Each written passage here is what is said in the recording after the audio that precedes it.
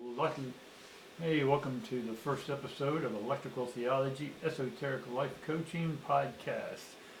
This is a channel where we metaphysically discuss health, wealth, and love issues with an esoteric twist. How you doing? My name is Charles. Thank you for joining us. In today's podcast, we're going to basically today just discuss the name itself of the podcast, Electrical Theology, Esoteric Life Coaching. That's a mouthful, but let's break down each and every one of those words to give you an idea of where we're headed with this podcast. Basically, where did the word electrical theology come from?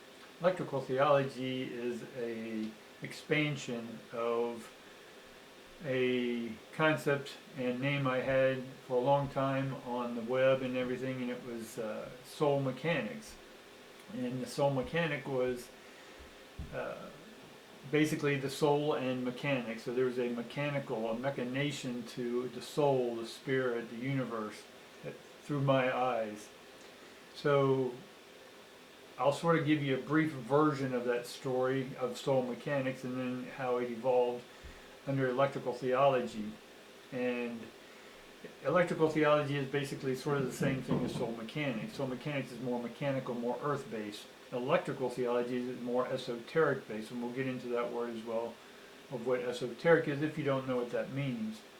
So when I was young, we went to church, and Christian based faith church, and we, as a young child, I always had tons of questions, always asking questions, right? Driving people crazy questions.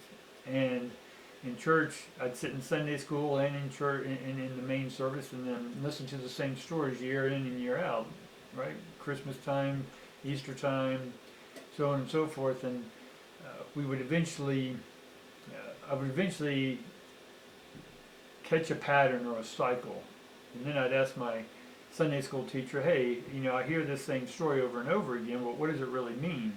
Right? I always want to know the etymology, the spiritual etymology of life, right? And church was sort of serving that for a while until I was about 18, and I sort of had a nice conversation with with the pastor, and out of all the questions, he was honest enough to say, "You know what? I don't have all those questions. It sounds like you're outgrowing the church," which he meant the concept of church, not the belief of the church, but just the concepts. And so basically, encouraged me to look further out and of the doctrine, the dogma, and in some cases the proselytization of trying to brainwash people, right? So I kept on asking questions, and the more questions I asked, the more people couldn't answer them. Simple questions, we all know those by now, but there were so many contradictions in what I was reading that I would pose those questions, and then eventually, because the supposedly experts of the church couldn't answer the question, I was then deemed I have the devil in me, or some of the other ones that you just need to pray more. Well, you're not supposed to question God. And so that's like saying don't question authority, right? Just do what they say. That's not me, right? So I didn't go for that. So the long story there is that I kept on asking questions, and the more I questioned, the more I found out that the people who were behind the institution didn't have answers either. It was always just, you have to have faith, trust, and belief. So then, as a questioner, I would always then say, well, define faith, define belief, but define trust. And they would always just use the same three words in the other words. What's trust? Well, you have to have faith. Well, what's faith? You have to have belief. Well, what's belief? It would go in circles, right? And I'm like, define these words for me out of your own word, not Webster's, but what does those words mean to you that you're saying to me? And so basically, they didn't have anything. There was no meat behind that fluff.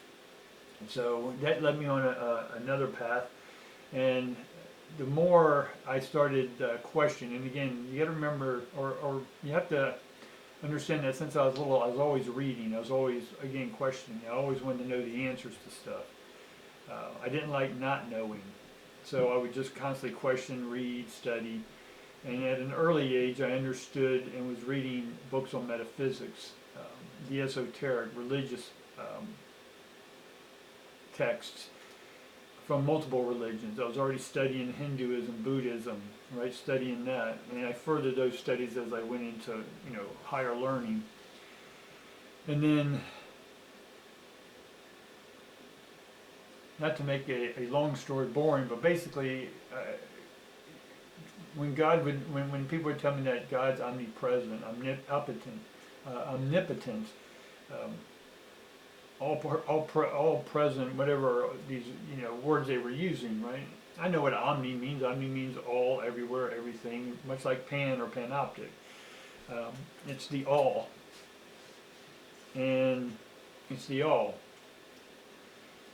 So God is all. Okay, how can it hear, at the time, 7 billion people on the planet's prayers? And, then I figure, well, not everyone believes in Christians or a God. So, okay, let's reduce that to half. Okay, only 3.5 billion people.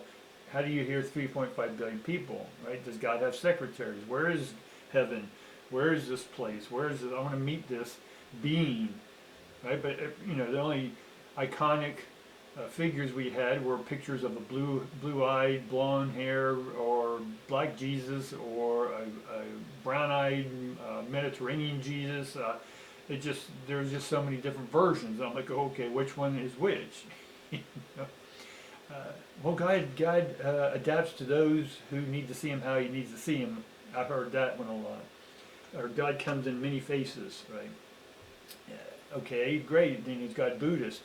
Does He come in a Buddhist face? Does He come in a Hindu face, or whatever? These are the questions I would ask. So long story, no one can answer the question about omnipresent, omnipotent, omniscient, all that good stuff, right? I didn't understand, so I kept on asking questions. Long story, my dad and I and my brother would work on cars at a young age, and my dad would teach us about cars, wiring, plumbing, pretty much all that fun stuff, right? That's what he did for his fun. And one day I was just working on the electricity, and I'm like, hey, this whole car, knows by a turn of a key and sending the electricity's everywhere.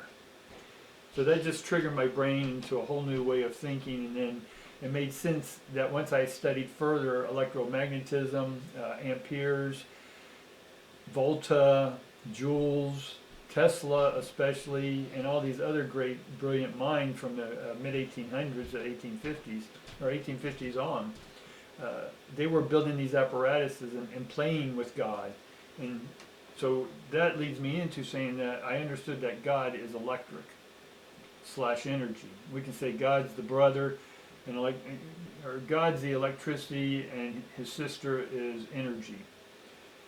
And there's sort of, what came first, electricity or energy? Did energy produce electricity, or did electricity produce energy? They're basically God, the Father, the Son, or the Trinities, right? So we have the electric, the magnetism, and the electromagnetism, right? We can look at a Trinity many different ways, but you need a three-phase motor to help create and induce and induct electricity and motive force, and we won't get into the thermodynamics and so on, but I wanted to just get you an idea of where my mind's coming from, right? To help you understand that how did electrical theology, esoteric life coaching happen. So basically, I joined the mechanical world and then the church world, and that became the mechanical soul, or the soul mechanic. My mother was more of the soul that took us to church. My father was more of the mechanical mind, the engineer mind. Can do anything with electricity, motors, anything. Electronics, he just understood this stuff. So that was the soul mechanics. I'm going to go fast forward to a whole bunch of stuff, but later on, because everyone started sort of on the internet, when the internet came over, and I was calling myself the soul mechanic, in the spiritual sense, is that I began to see other people copying my stuff, which is fine, that's okay. But when they really just started stealing my stuff literally off the internet and putting it on their site and calling themselves Soul Mechanic in the UK, because I'm here in the US, I'm like, okay, my message has got out, so I'm going to take it to the next evolution, and that's where it becomes electrical theology. So I understood God to be electric, and there's a theology, because in the church I enjoyed being in a missionary or studying about what missionaries did. But now when I understood electricity, I understood ions. Ions are discharged particles, be it negative or positive, all that good stuff. I'm not going to go into it here. This is already sort of scientific-y, but it's not. What I want to eventually lead to is that what value, by knowing all this electrical, magnetic stuff, why is that valuable to your life? Well, it's going to be valuable because it's going to help within your health, wealth, and love life. It's going to be able to bring more energy, more power, right? More willpower, more empowerment, right? But we have to amp up our life. How are we amping up our life? We got to align with this divine power that I'm talking about, or this electric God we're talking about, or God the electric, or the electrician. Again, more names, more names, more names. And what I want you to sort of understand is that electrical theology, theo means God, so electric God. And so God is electric. When I understood that, it answered everything in my life of what God is and what it's not. So everything in our universe runs off of energy, or produces energy, or the electricity that produces electromagnetism. And that's why God's attractive or repelling. You know, if you don't do what God says, it'll go against you. That's repellation, right? Not revelation, but repellation, right? We're repelling ions or energy, and energy is God. So we can either attract God, or we can repel God, or God can repel us. Right? Stick your finger in the socket and tell me that God electric is not going to punish you. In one sense, all right? So electrical theology, esoteric. Esoteric now is basically meaning the power within. Esoteric is just the secret within, right? It's the internal. Eso means within. And so the esoteric is normally associated with secret societies, a group of people who hold the secrets, and which they put out in plain sight, but we're not educated enough to understand. For an example, I mean, if you didn't know, like the FedEx truck, you see the little arrow. And if you've never seen it before, it was in plain sight, but when someone told you, now you can't not see it, right? And there's other things all within us that have mathematical properties, and a lot of these secret societies were just scientists, mathematicians, but they couldn't come out publicly and say stuff because the church, in the old days, would persecute them and call them blasphemic and all this other good stuff. But we're not going to debate religion here. For me, knowing that God is the esoteric, so the God in church, that God is within, that makes sense, because what's inside of me? Electricity. What's inside of you? The same electricity, right? Our cells operate on electricity. Everything in your body, the world, operates on electricity. Our houses run on electricity. It's everywhere. It's in everything. So for me, the electrical theology, esoteric life coaching, then I took that understanding, which is a broader, and this is what we'll get into each episode, is understanding how we can tap into God energy. Now this isn't a church or religious system. Church just, in essence, in its etymology, just means a circuit, a circle, right? If you really look deeply enough, the word Christian comes from Cretan, which just means idiot or fool. And I'm not saying that Christians are idiots or fools. I'm saying just do your due diligence and look at where things started. Again, I was a kid, and as an adult until the day I die or cross over, then I'm going to continually question. Now, why do I question? Because I'm always wanting more God, electricity, electromagnetism. I want to manifest, attract things to me, right? Repel that which I don't.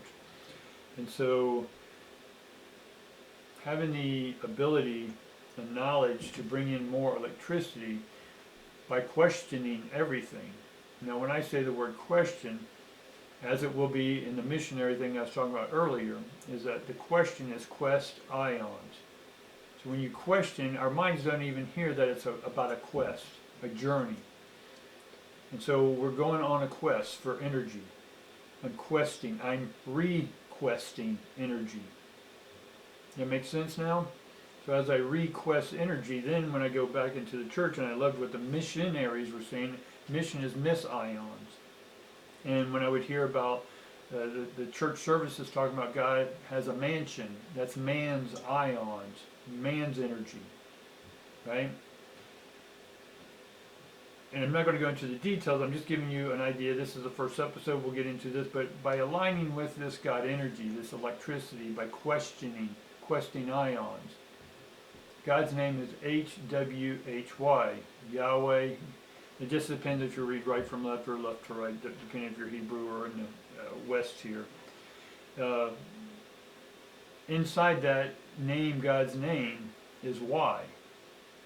So built into this God's name or this energy is to quest the energy, is to question it, right? So by questioning everything and anything, every authority, even me or preachers or authority figures, scientists question them, because ultimately no one has all the answers here. They don't have the bigger picture from our ecology to astrology, astronomy, and any of the other science or math. We're always exploring. We are explorers. We're experientialist explorers of energy. And we're all trying to understand this God or this energy. God is not anthropomorphic to me, meaning that it's not a character, it's not an icon, there's no pictures. God is just energy. However you want to display energy in ohms and volts and amps, again, volts, amps, all this stuff is named after the creators of this harnessing of electricity. They didn't invent electricity, they harnessed it, right? They understood how to harness God energy. And each one of these creators or inventors they were all religious people. And they were all trying to bring God or serve electricity to mankind. And that's what I'm here to do, and that's what this channel is about, is to serve God to you, to help you have a better health, wealth, and love life. Because your health is energy, your wealth is energy, money, dollar, golds, whatever, it's all energy. How's it being produced? Through energy. You get me now? So God is energy. So my mission, I'm a missionary, I'm an electrical missionary, and I'm here to serve God, electrical God knowledge to you. And that's what these podcasts will be about, and we'll delve in deeper in different subjects each week. If you want to, we'll have a link below, email, and how to get a hold of us. And if you have topics that you want to discuss or you have questions, and we'll bring those up on the show. And later I'm going to have guests talking with us, and we'll have debates, we'll have discussions, and all about God, the electric. If you understand it, my God is not to be believed, it's to be understood. My God is not to be trusted, right, by anyone. I have trust in myself. My God, I trust in my God, which is me, which is a higher vibrating electrical me. And that's why I'm questioning the ions, to bring more of me into this world so I can serve more of me, more light into this world. Not that there's anything wrong or right about shadow or light. I'm understanding the shadow. We all live in the shadow, and it's about coming out of the shadow, because we've experienced half our life in that, and then we live the other serving the light. Right? Lucifer was light in the shadow. God is light because it's electric. It produces, right? It's electromagnetic. Right? We can look at God as the verse and the devil in mythology as the adverse or adversary. Right? Which in Hebrew it just means Shaitan or Satan, where we get that word from. But there are no characters. Right? These are just stories. These are the stories we told people. But when you extract all the characters, what you have underneath is ions and the arcing of ions and energy and electricity. So once you tap into this electricity, you can start harnessing it and then serve it up in this life and bringing light to others. Because as you become more enlightened, and mint just means mind, once your mind becomes more light, then your emotions are lighter. Your debts become lighter. That makes sense? Your health becomes lighter. Alright, that'll be it for this podcast, guys. We appreciate you, and we look forward to listening to us next time. Thanks.